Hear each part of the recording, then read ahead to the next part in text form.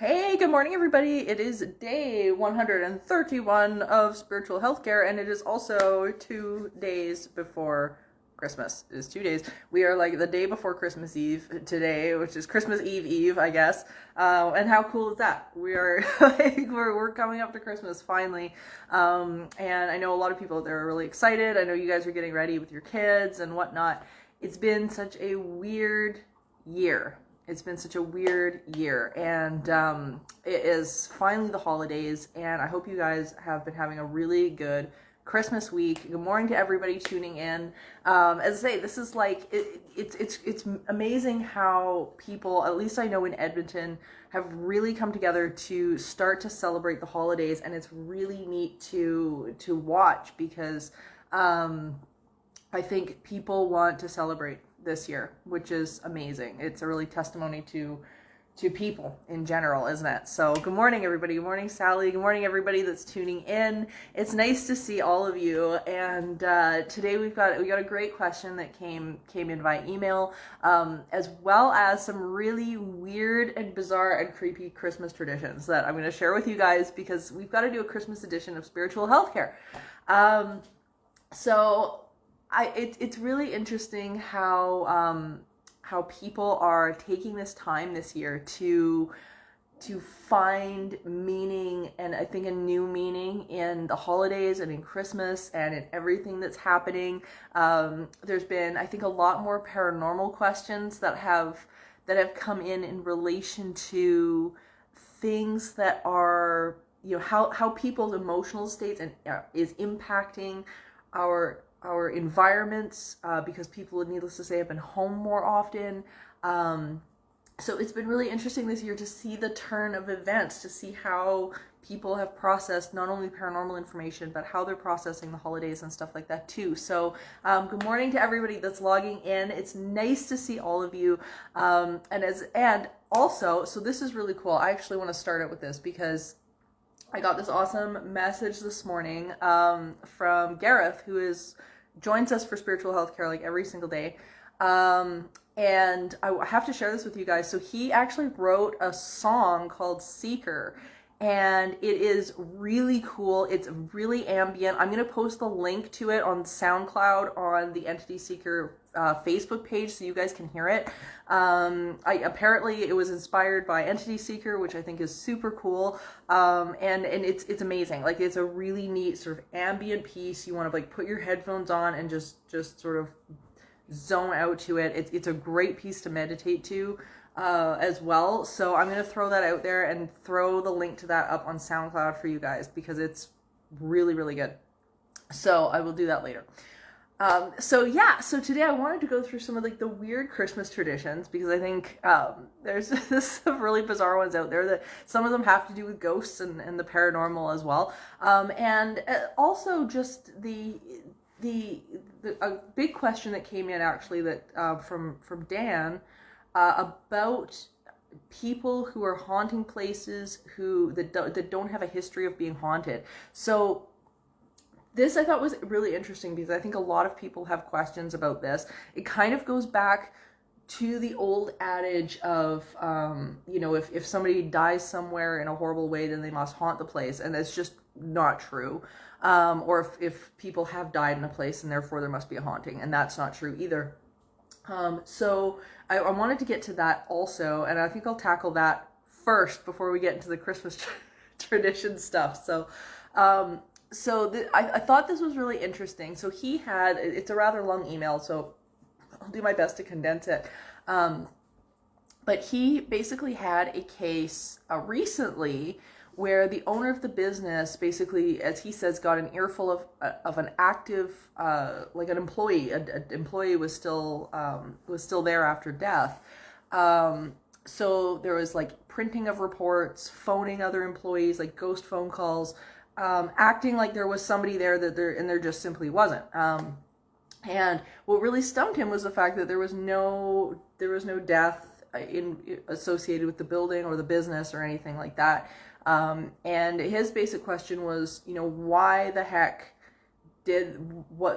why was there this person there? If there was nobody associated and no death associated with the building, what was going on?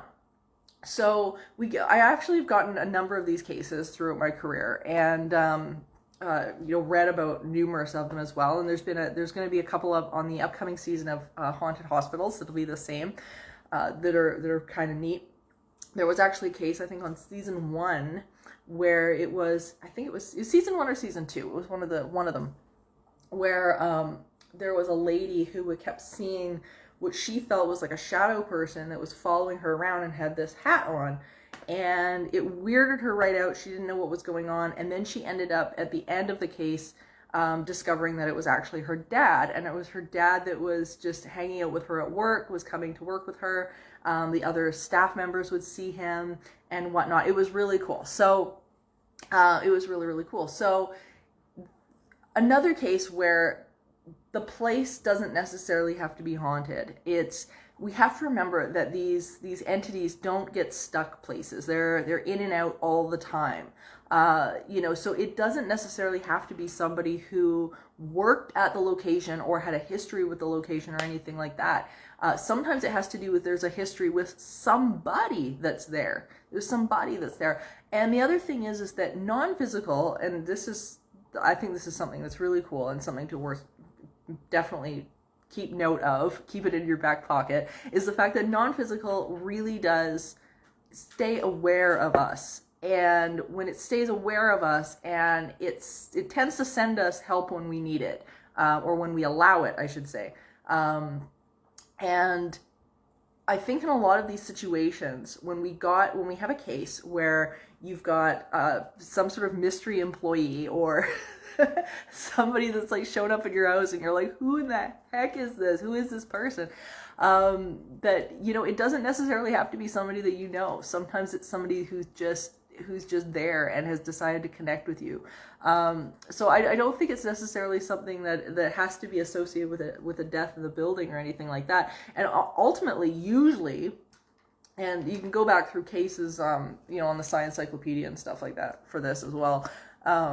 Usually it's somebody who either, maybe has good memories of the building or the home, or, has a good memory of you. You might have a good memory of you and want that connection and want to hang out.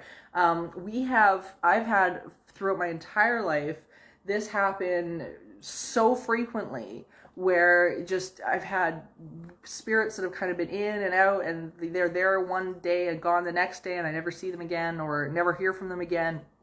And this is something that happens quite commonly. I don't know if I've shared this with you guys on spiritual healthcare before, but so my father, who passed away in it was 2006 and 2005, somewhere in there. So when he passed away, he has come to visit periodically, like twice a year or so. And the one who actually knows that he's there is my snake Galen. So Galen will greet him coming in and out, all the time. And we know because he gets really, really excited. Like he knows this person that's coming to visit. It's really, really cool. So it's not necessarily, I mean, my dad was actually never saw this apartment that I live in right now. He was never here, never saw it, has no association with this place at all.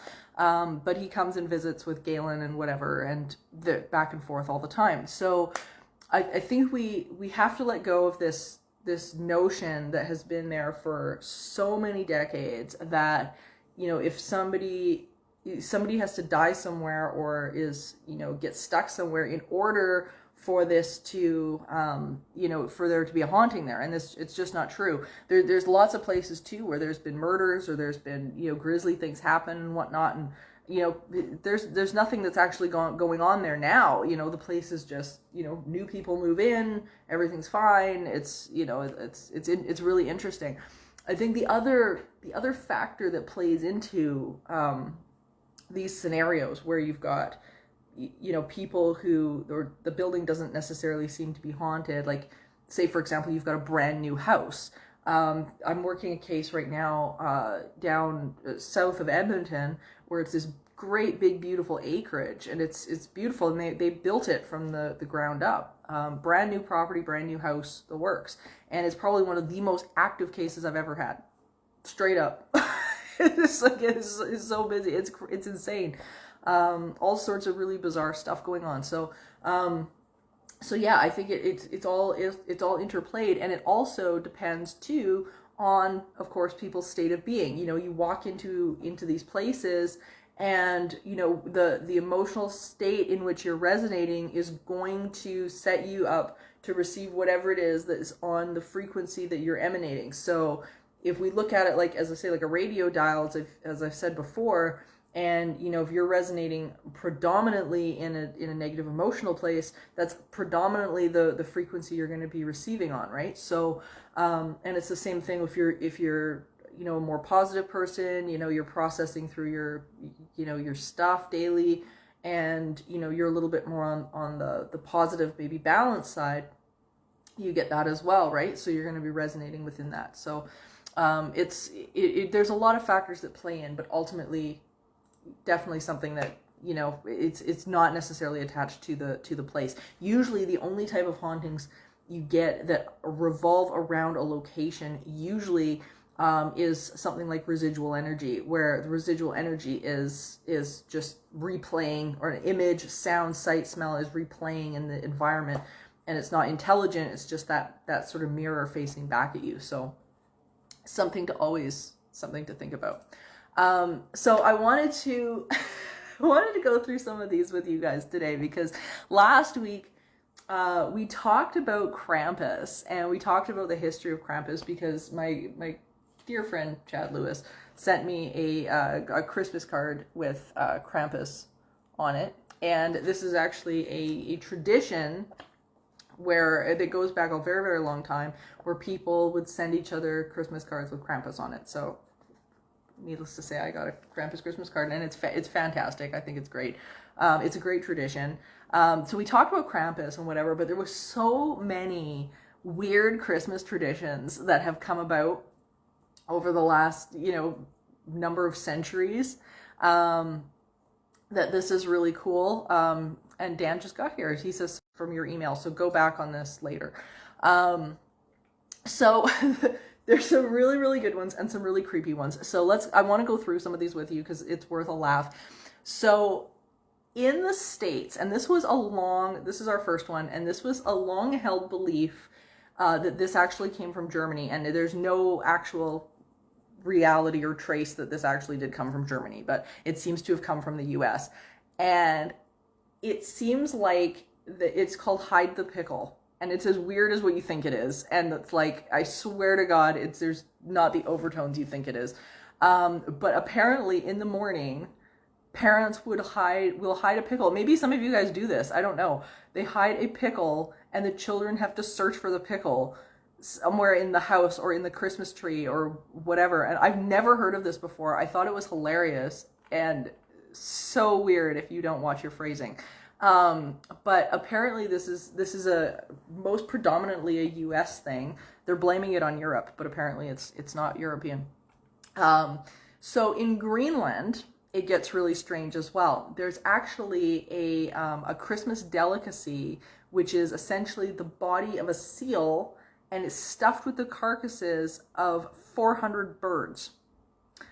And the worst part about this is that it actually gets left out from 3 to 18 months. So essentially what happens, you guys may not eat breakfast after this, is that the body is basically coated with seal grease to prevent the whole thing from rotting.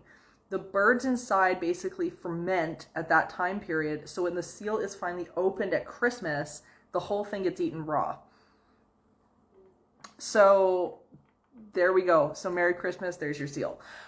So really strange. So I told you these things are going to get weird. They're really weird. So in the Czech Republic, so we move over to the Czech Republic now, you don't have to wait till Christmas to find out whether or not you're going to get married. So the belief is that if you guys can do this maybe this Christmas, take your shoe and you throw it over your shoulder, and on Christmas Day, whether or not the shoe lands pointing at the door, so if it lands pointing at the door, you're going to get married. And if it's not pointing at the door, then you're just out of luck. But ultimately, you should all trust your relationship life to your shoes. So it is super strange. So in Guatemala, this is another really weird one. But it's kind of interesting because it leans into the European and the Western traditions of Santa Claus, or Krampus that we talked about before. And this one comes from Guatemala, which is kind of interesting. So they take the religious aspect of Christmas kind of one step further. Last week we talked about Krampus being a sort of Santa's contrast, right? We have the spirit of abundance, and then we have Krampus, which is the spirit of lack. And on December 7th in Guatemala, they take part in a holiday called La Quema del Diablo, which translates into burning the devil. And family essentially gather outside their houses on December the 7th and burn effigies of the devil in a way to cleanse their home and their streets and their community of negative energy. So quite dark. I can only imagine like walking outside and just seeing like all these bonfires going, and it's a chilling thought when you think about what that looks like. So this one was kind of cool, and this leans a little bit more to what we talk about here on Spiritual Healthcare. And this one actually comes from South Africa. This is pretty cool. South African families actually leave out cookies for Santa as well. That's not just a Western tradition. This is a South African tradition. But apparently kids kept eating them. So the South African parents apparently decided to get tough about their kids eating Santa's cookies too early. And now they explain to them that there is a ghost boy who tried to eat Santa's cookies too early, was caught by his grandmother, and you know what her solution was? She killed him. So that's how to motivate your kids on Christmas Eve, right? So now Danny's ghost haunts the home of or is said to haunt the home of the naughty children at Christmas, and haunt them as to whether or not, to prevent them from eating the cookies. But apparently his grandmother murdered him for eating Santa's cookies too early. So it was just so crazy. So there's a few that don't necessarily age all that well. And this one has some relationship. The naughty ghost boy, actually, before I get into this one, I'll share a funny story with you guys. So my friend Corey, who he's family and I work with him as well. He's got 3 kids at home, and this morning he posted on Facebook that his middle son Eason, who's 10, he's been trying to figure out whose Christmas gifts are for who, because he hasn't put any names on the gifts. And so now what Corey's doing is he's taking packages and he's just throwing random packages under the tree, and then just sticking names on them of people that we all don't know, like Carl and stuff. Like, we don't know a Carl. So anyway, he's taking the week to basically screw up his children, which is rather funny. So anyway, his kids don't have a clue. But so this next tradition is actually comes from the Dutch traditions, and it's kind of the same idea as Krampus, because there's quite a lot of Krampus type traditions in and around the world. I mean, it's taken on multiple forms, whether it be on things like the horned devil. There's a few examples of Krampus here. Different versions of Krampus that have come out over the years. And this next one is Dutch, and it's called Black Pete. And this was supposed to be a trickster who basically plays pranks on kids, throws candy at kids, all of this kind of thing. The problem is that he is this character was kind of this demonized Spanish person who was portrayed as like this dark-skinned Spanish person. And the character is still portrayed apparently all over the Netherlands, except they still lean to blackface to portray this character. So it's kind of like this weird, almost like weird fear of minorities is how it sounds to me. I mean, I don't know enough about the tradition to kind of know, but it's yeah, it seems very off color anyway. But it's been going on for quite a while. So Krampus, of course, is one that is known throughout the world, but probably one of the worst. And I think how many of you guys have read The Lion, the Witch, and the Wardrobe? Probably a lot of you from C.S. Lewis. I just actually got finished reading it to Galen. I've loved that story for a really long time. So anybody who reads C.S. Lewis, this will kind of ring true for you guys. And this one comes from Eastern Europe, and it's probably one of the creepiest. And I'm gonna go through this one before we get on to other stuff today. And in Eastern Europe, one of the stories told to kids is about the Christmas witch.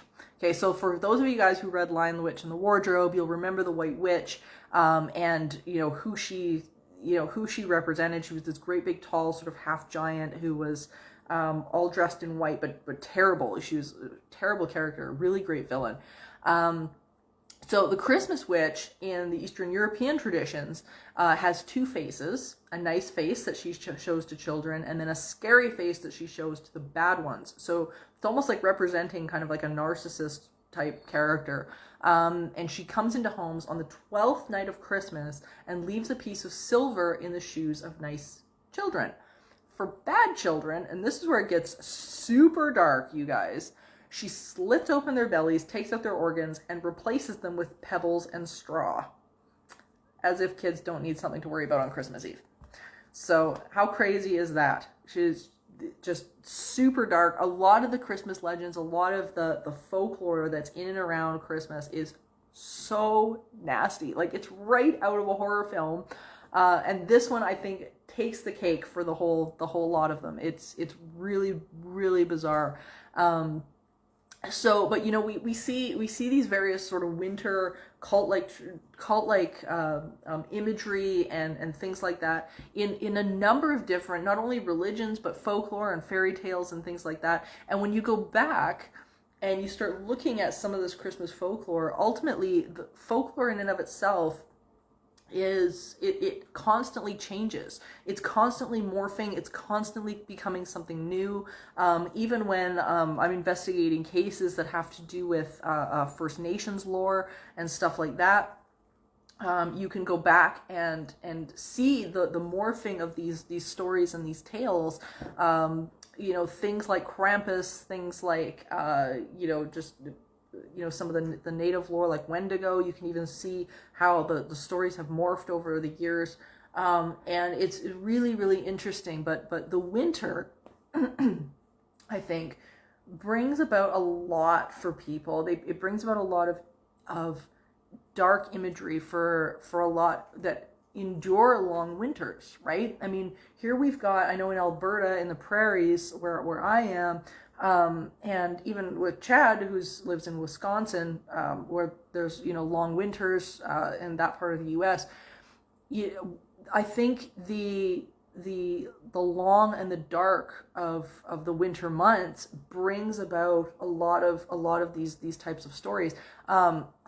There was and I can't remember which part of the world this was from, but ghost stories became such a huge thing in the wintertime that there was actually a superstition that if you didn't get in a good place in front of the fire to hear the ghost stories, and you couldn't see your shadow projected on the wall, it means that you would meet an early death. So it's very deep.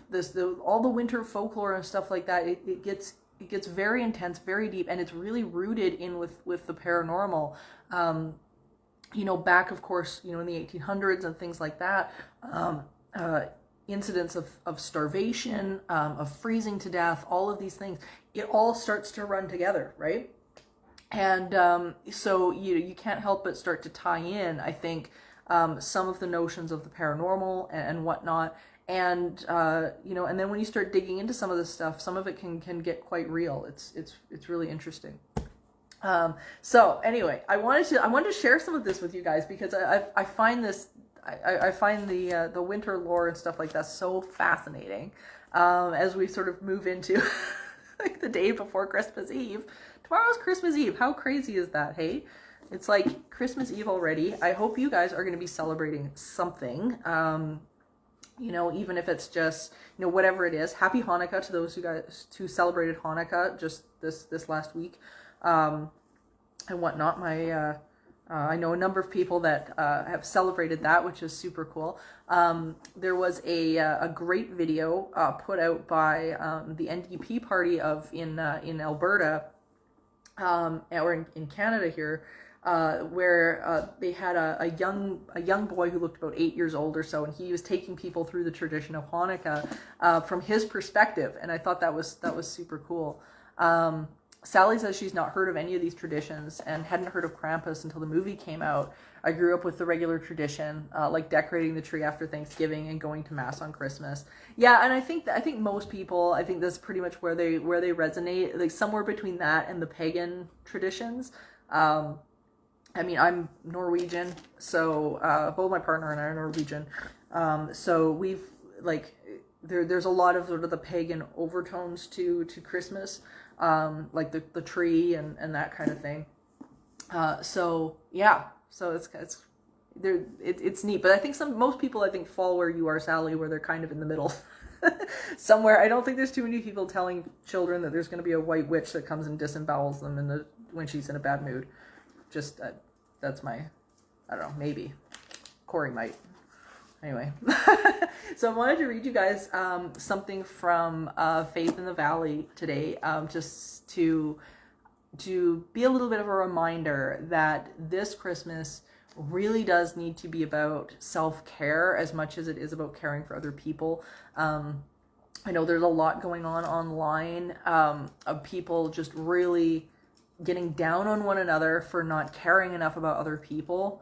I've noticed this has become quite a problem on social media, where everybody's kind of demonizing other people for different stances and whatnot, and like, oh, if you have this stance, then you're not a caring person, and this kind of thing. Like it's really getting quite nasty on Facebook and stuff like that. So I've taken a step back from Facebook because of that.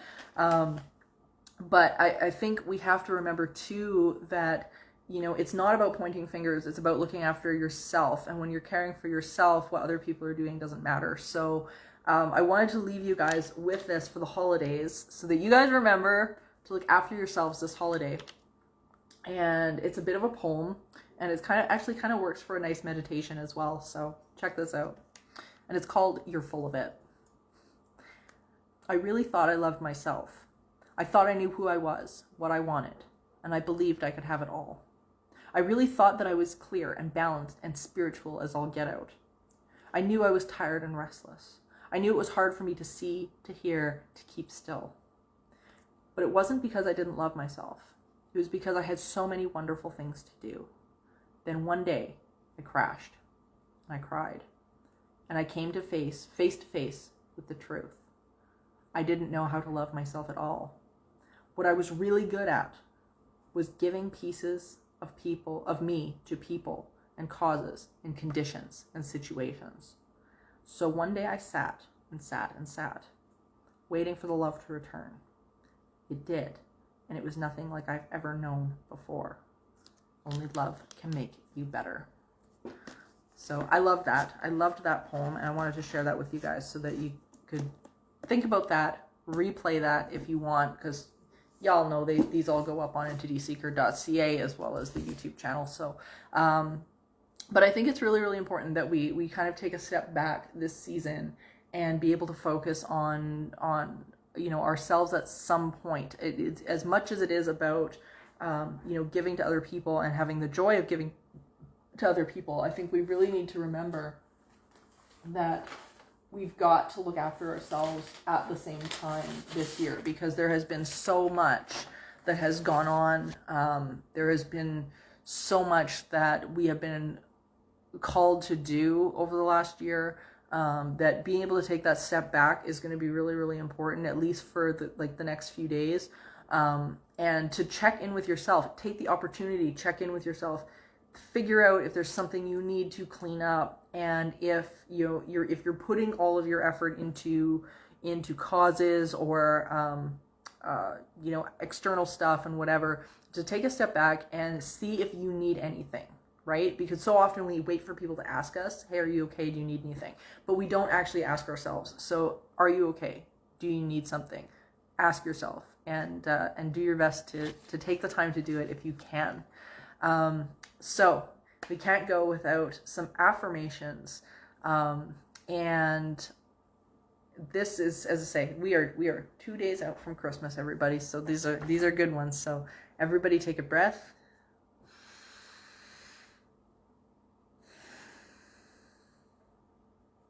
I am a channel of peace and well-being, and my need for peace is abundantly met.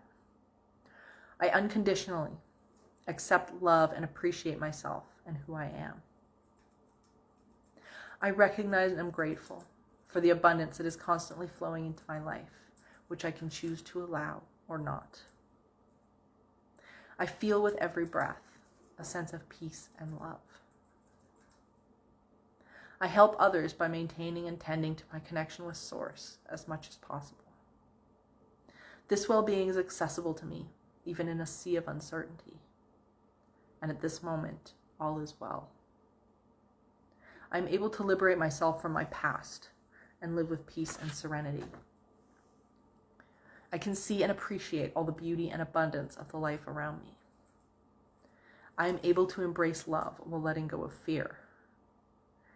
And I find peace with the soothing silence of my inner being. And everybody take a breath.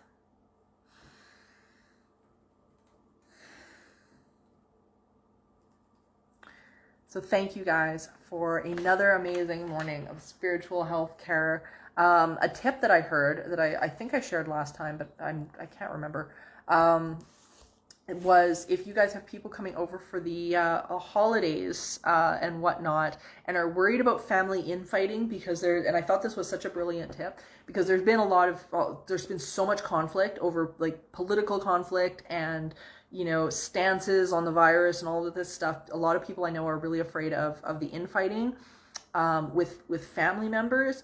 And I heard this the other day, is that people, of course, are very comfortable with family members and they don't mind being on bad behavior, right? When you're with people that you kind of know, invite a few people over that aren't family, because it actually makes those people who are probably going to be the troublemakers maybe lean into some better behavior because they don't know these other people. I thought that was like the most brilliant tip. It was like, there was a huge aha moment for me. So anyway, I thought I'd pass that on to you guys. So if you guys don't have strangers at your table, or at least strangers to the other family members, do that. But anyway, everybody, have an amazing Christmas.